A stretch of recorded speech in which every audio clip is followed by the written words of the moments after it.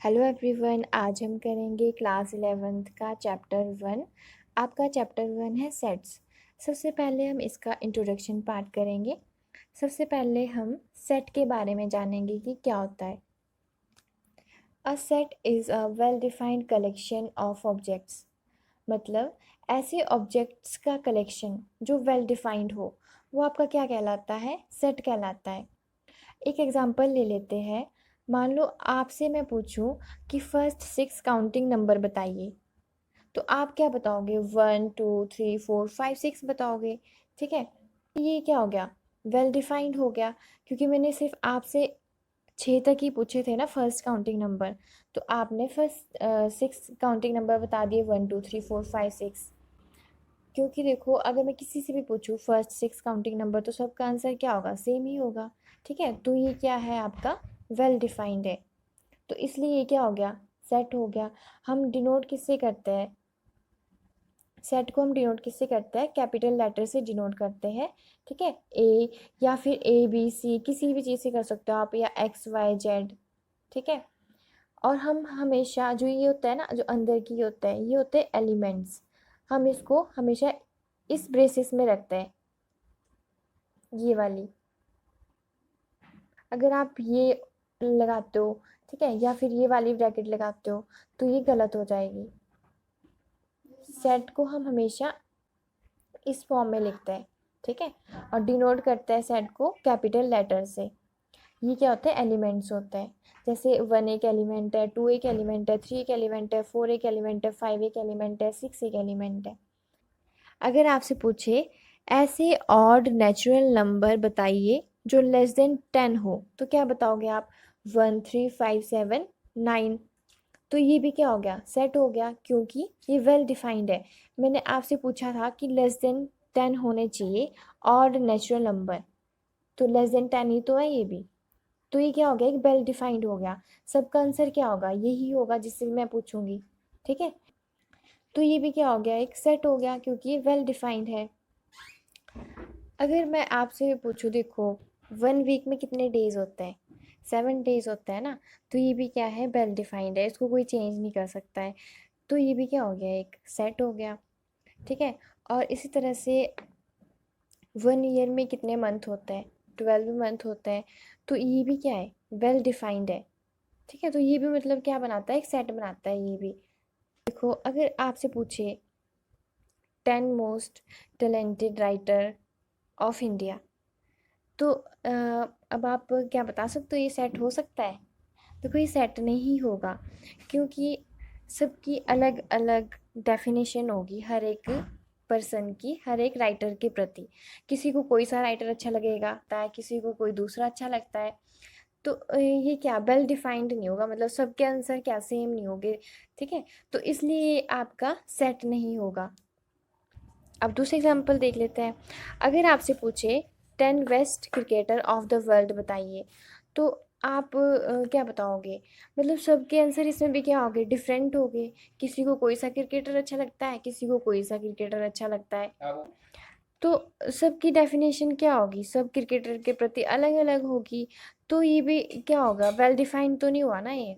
Well defined नहीं है, तो ये सेट भी नहीं है, क्योंकि सेट के लिए कंडीशन है वेल डिफाइंड होना चाहिए। अब हम बात करते हैं, देखो सेट को रिप्रेजेंट करने के कितने मेथड होते हैं? 2 मेथड्स होते हैं, रोस्टर और टेबुलर फॉर्म। जो टेबुलर फॉर्म है उसको रोस्टर फॉर्म भी बोलते हैं। दूसरा आपका सेट बिल्डर फॉर्म। हम बात करते हैं रोस्टर फॉर्म की। रोस्टर फॉर्म में क्या होता है? हम सेट को एलिमेंट्स के फॉर्म में लिखते हैं। देखो एग्जांपल ले लेते हैं। The set of all even positive integer less than 7। Even positive integer less than 7 का सेट बनाना है। तो इवन पॉजिटिव इंटीजर कौन से होता है? 2 4 6। अब यहाँ पे हमको कंडीशन दी है कि लेस देन 7 होना चाहिए, तो इसलिए हमने 6 तक ही बनाया, मतलब इसको। तो 2 4 6, तो ये भी एक क्या हो गया? सेट हो गया। ठीक है, तो हम रोस्टर फॉर्म में कैसे लिखते हैं? एलिमेंट्स के फॉर्म में लिखते हैं। अब एक दूसरा एग्जांपल ले लेते हैं। The set of all vowels in the English alphabet. Vowels है आपके, वो कितने होते हैं? 5 होते हैं। तो A E I O U। ठीक है, तो हम रोस्टर फॉर्म में कैसे लिखते हैं, एलिमेंट्स के फॉर्म में लिखते हैं, ठीक है। जो ये होता है ना, ये आपके एलिमेंट्स भी होते हैं, इसको एलिमेंट्स भी बोल सकते हो, ऑब्जेक्ट्स भी बोल सकते हो और मेंबर्स भी बोल सकते हो। जैसे मान लो हमारे पास एक वर्ड है एक्सीलेंट, तो हमने इसको सेट के फॉर्म में लिखना है, तो कैसे लिखोगे, देखो यहाँ पे मतलब रिपीट नहीं होगा, मतलब जो एक बार आ गया ना बस वो एक ही बार ही आएगा, बार बार रिपीट नहीं होगा जब हम इसको सेट के फॉर्म में लिखेंगे। देखो ई आ गया, एक्स आ गया, सी आ गया, अब देखो यहाँ फिर से ई आ रहा है ना, तो हम इसको नहीं लेंगे, ठीक है। फिर इसके बाद एल आ गया, फिर उसके बाद फिर से एल तो यहाँ आ गया, फिर उसके बाद फिर से एक और एल आया, तो हम मतलब एक ही बार ही लिखेंगे, एक वर्ड को एक बार लिखेंगे, रिपीट नहीं करेंगे, ठीक है। देखो जैसे EXCLNT, हमने एक्सीलेंट वर्ड को ऐसे लिख दिया सेट में, सेट के फॉर्म में। अगर हम किसी भी चीज़ को सेट के फॉर्म में लिखते हैं तो उसका ऑर्डर मैटर नहीं करता है।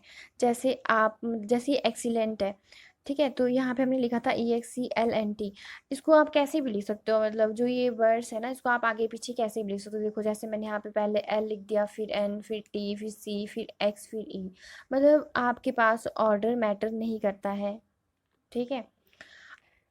अब हम बात करते हैं सेट बिल्डर फॉर्म की। देखो एक एग्जांपल ले लेते हैं, ये दिया हुआ है, ठीक है।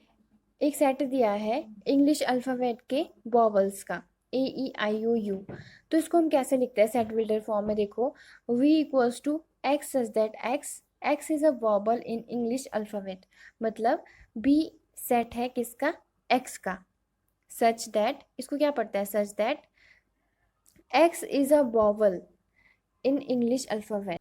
बी है वो सेट है ऑल एक्स का, और एक्स क्या है, x is a vowel in English alphabet. एक एग्जांपल ले लेते हैं, देखो A इक्वल्स टू 4 5 6 7 8 9। अब देखो आपको मतलब इससे आपने इसको किस फॉर्म में लिखना है, सेट बिल्डर फॉर्म में लिखना है, तो इसको आप कैसे लिखोगे सेट बिल्डर फॉर्म में। देखो 4 5 6 7 8 9, देखो ये नेचुरल नंबर है ना, कहाँ से शुरू हो रहा है, 4 से शुरू हो रहे हैं और 9 तक चल रहे हैं, तो हम इसको कैसे लिखेंगे। ए क्या है, A is a set of x, और यहाँ पे एक्स क्या है, x is a natural number and जो मतलब कि 3 < x < 10, और जो ये एक्स है ना वो क्या है, 3 से तो बड़ा है देखो यहाँ पे, और 10 से छोटा है, तो इसी के बीच में तो है ये। एक्स क्या है आपका, 3 से बड़ा है, तभी ये 4 से शुरू हो गया, और 10 से छोटा है और 9 तक चला, ठीक है। तो मतलब ऐसे लिखते हैं हम सेट बिल्डर फॉर्म में। अब हम एक्सरसाइज 1.1 का फर्स्ट क्वेश्चन करेंगे। देखो इसमें क्या बोला है, which of the following are sets, justify your answer. हमने इसमें से बताना है कि कौन से आपका सेट होगा। देखो अब हम एक्सरसाइज 1.1 का क्वेश्चन 1 करते हैं। देखो इसमें क्या बोला है, the collection of all the months of a year beginning with letter J। तो देखो क्या बनेगा इसका सेट, देखो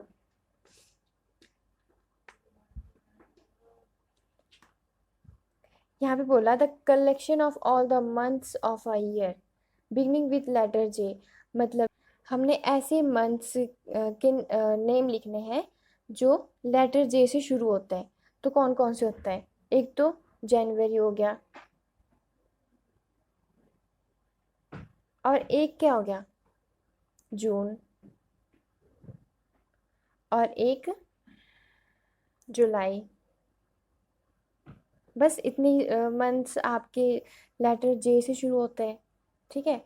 तो अभी देखो ये क्या है, वेल डिफाइंड है ना, क्योंकि अगर आप ये किसी से भी पूछते हो इसको कोई चेंज नहीं कर सकता है, क्योंकि किसी से भी पूछ लो चाहे, तो क्या बताओगे, यही आंसर सबका सेम होगा, ठीक है। तो ये क्या है, वेल डिफाइंड है, तो इसलिए ये क्या हो गया, सेट हो गया।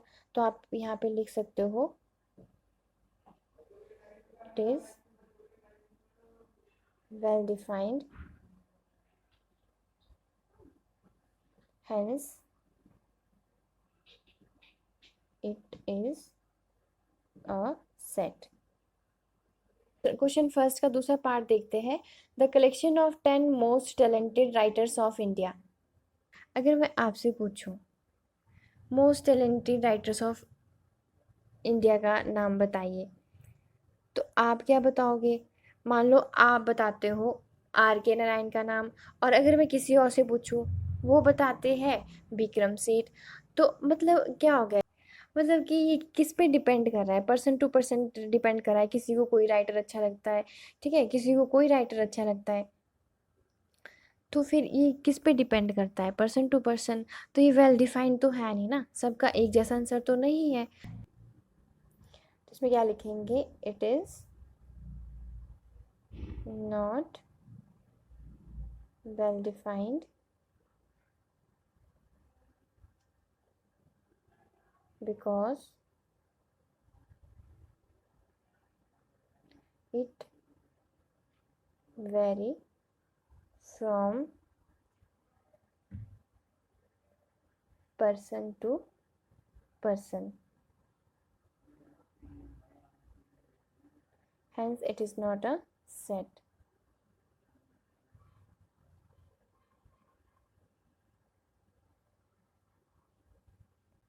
देखो देखो, अब इसका थर्ड पार्ट देखते हैं. थर्ड पार्ट क्या है? A team of 11 best cricket batsman of the world.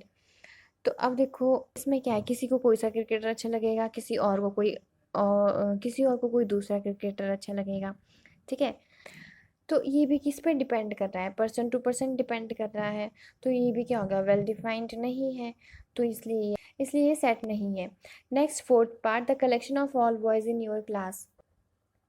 तो ये क्या है आपका? ये वेल डिफाइंड है, क्योंकि आपकी क्लास में कितने बॉयज़ हैं. क्योंकि अगर आपसे कोई पूछे आपकी क्लास में कितने बॉयज़ हैं, आप बता दोगे. अगर आप किसी और स्टूडेंट से पूछा जाए कि कितने बॉयज़ हैं आपकी क्लास में, तो सेम आंसर होगा आपका, ठीक है, जो पहले वाले स्टूडेंट ने बोला होगा. तो ये क्या है? ये मतलब सेम आंसर है सबका, तो क्या है? वेल डिफाइंड है, ठीक है. तो ये आपका क्या होगा? सेट हो गया. अब इसका फिफ्थ पार्ट देखते हैं. The collection of all natural number less than 100. तो collection of all natural number less than 100 कितने होते हैं? 1 2 3 अप टू 99, इतने ही होते हैं. ये वेल डिफाइंड है, इसको कोई चेंज नहीं कर सकता है, ठीक है. आप चाहे जहाँ पे भी जाओ, किसी से भी पूछ लो कि the collection of all natural number less than 100 कितने होते हैं, तो कितने होंगे? 1 2 3 अप टू 99 तक ही होंगे. तो ये क्या है? वेल डिफाइंड है, इसलिए ये क्या है? सेट है. अब sixth part, a collection of novels written by the writer Munshi Premchand. अब जो नॉवेल्स है जो इन राइटर ने लिखी है, मुंशी प्रेमचंद ने, तो इन्होंने जो लिखी होगी ये वेल डिफाइंड है कि उन्होंने ही लिखी है, ठीक है. तो मतलब एक पूरा बुक्स का सेट हो गया, मतलब ये जो इन्होंने लिखी है मुंशी प्रेमचंद ने, तो ये भी क्या हो गया? वेल डिफाइंड है. तो ये क्या है? एक सेट है. Next seventh part, the collection of all even integers. अब यहाँ पे ऑल इवन इंटीजर्स बोल रहे हैं, ठीक है. तो देखो इंटीजर्स क्या होते हैं आपके? नेगेटिव भी होते हैं और पॉजिटिव भी होते हैं. तो यहाँ से अप टू माइनस इन्फिनिटी से शुरू होके कहाँ तक चलेंगे? इन्फिनिटी तक चलेंगे. तो -4 -2 0 2 4 अप टू इन्फिनिटी, ठीक है. इन्फिनिटी से शुरू होके ये -2 -4 -2 0 2 4 अप टू इन्फिनिटी तक चलेंगे. तो ये भी क्या है? मतलब वेल डिफाइंड है ना ये भी, क्योंकि इतने ही होंगे, मतलब ऑल इवन इंटीजर्स. इसको भी कोई चेंज नहीं कर सकता है, जिस मर्जी से आप पूछ लो क्या आंसर होगा? सेम ही आंसर होगा, ठीक है. तो ये भी क्या है? वेल डिफाइंड है, hence it is a set हो गया. अब नेक्स्ट एट्थ पार्ट इसका, the collection of questions in this chapter, ठीक है. मान लो आपको जो ये 1.1 एक्सरसाइज इसमें 5 क्वेश्चन दिए, तो ये वेल डिफाइंड है कि इसमें 5 क्वेश्चन ही दिए हुए हैं, ठीक है. इसको भी कोई चेंज नहीं कर सकता है. तो ये भी क्या हो गया? वेल डिफाइंड हो गया. तो ये भी क्या है? एक सेट है. अब नेक्स्ट आपके पास ninth part, a collection of most dangerous animals of the world. अब देखो मोस्ट डेंजरस एनिमल्स, देखो ये भी किस पे डिपेंड करेगा? Person to person. किसी को मॉन्कीज से डर लगता है, किसी को छिपकली से डर लगता है, ठीक है. तो ये डिपेंड करता है पर्सन टू पर्सन कि उनके लिए डेंजरस एनिमल क्या है। तो मतलब ये भी क्या है, ये भी सेट नहीं बन रहा है, मतलब क्योंकि ये वेल डिफाइंड नहीं है, ये ओनली एक कलेक्शन है। ठीक है, क्या हो गया, ये सेट नहीं है। इसमें एक वर्ड हम यूज़ करते हैं बिलोंग्स टू। ठीक है, तो हम ना ये नहीं लिखते हैं, हम इसमें एक सिंबल यूज़ करते हैं, वो होता है एप्सिलॉन। इसका मतलब क्या होता है, बिलोंग्स टू। ठीक है, मान लो हमारे पास एक सेट है 5 नंबर्स का।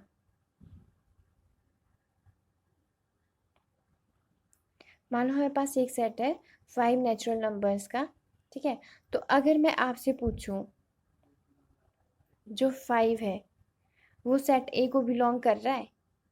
ठीक है, देखो बिलोंग का मतलब है इसमें होना चाहिए वो, देखो 5 है मतलब इसमें है, तो आप क्या लिखोगे, 5 बिलोंग्स टू सेट ए।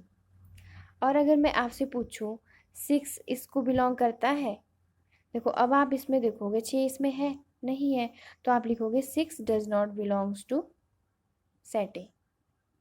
एक और एग्जांपल लेते हैं, मान लो आपके पास सेट बी है इंग्लिश अल्फ़ाबेट का AEIOU। अगर मैं आपसे पूछूं ई बिलोंग करता है सेट बी को, ठीक है, तो इसमें है ना ई, तो आप क्या लिखोगे, ई बिलोंग्स टू बी। अगर मैं आपसे पूछूं बी बिलोंग करता है सेट बी को, तो यहाँ पे आपको कहीं बी दिख रहा है, इसमें नहीं दिख रहा, तो B does not belong to set B. ठीक है, अब हम इससे रिलेटेड क्वेश्चन करते हैं। देखो आपका क्वेश्चन 2 क्या है, let A equals to 1 2 3 4 5 6, insert the appropriate symbol belongs to और does not belongs to in the blank spaces.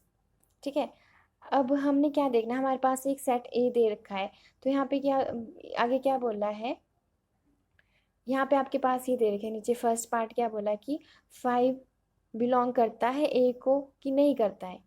ठीक है, इस क्वेश्चन में बोला है आपको ये, तो यहाँ देखो फर्स्ट पार्ट इसका 5 ए को बिलोंग कर रहा है मतलब कि नहीं कर रहा है, इसके बोलने का मतलब है कि जो 5 है वो इस सेट में आ रहा है, अगर आ रहा होगा तो फिर 5 बिलोंग करेगा ए को। देखो 5 यहाँ आ रहा है ना, सेट ए में आ रहा है, तो 5 बिलोंग्स टू ए। अब देखो 8 आ रहा है सेट ए में, नहीं आ रहा है, तो डज नॉट बिलोंग्स टू आएगा। अब थर्ड 0 कर रहा है बिलोंग, इसको नहीं कर रहा है क्योंकि इसमें आ नहीं रहा 0, तो इसमें आ नहीं रहा, तो डज नॉट बिलोंग्स टू। फिर 4 आ रहा है क्या, इस सेट में आ रहा है, तो बिलोंग्स टू आएगा। अब 2 इस सेट में आ रहा है, आपके पास आ रहा है, तो 2 बिलोंग्स टू ए आएगा। 10 10 डैश ए, तो मतलब 10 आ रहा है इसमें, नहीं आ रहा है, तो डज नॉट बिलोंग्स टू आएगा। ठीक है, बस हमने इसमें इतना ही करना है, बाकी हम आगे के क्वेश्चन कल करेंगे। आज के लिए इतना ही।